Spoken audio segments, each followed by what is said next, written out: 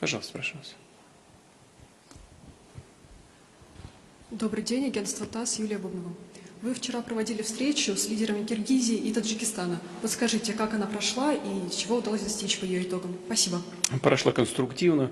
Естественно, когда на достаточно горячей фазе находятся отношения, то найти какие-то точки соприкосновения непросто, но тем не менее, мне кажется, нам удалось это сделать. Во всяком случае, договориться о том, что будут предприняты все меры для невозобновления боевых действий. Первое. Второе, что очень важно, стороны предпримут необходимые шаги для возврата беженцев.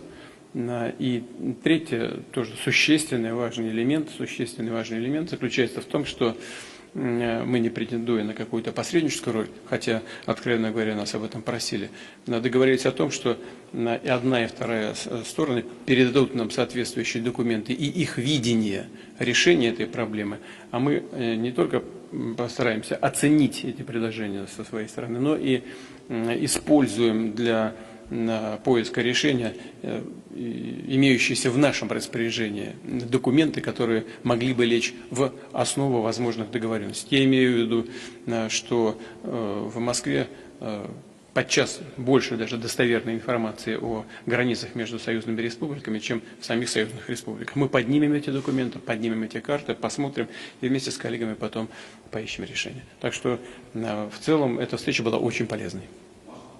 Да, пожалуйста.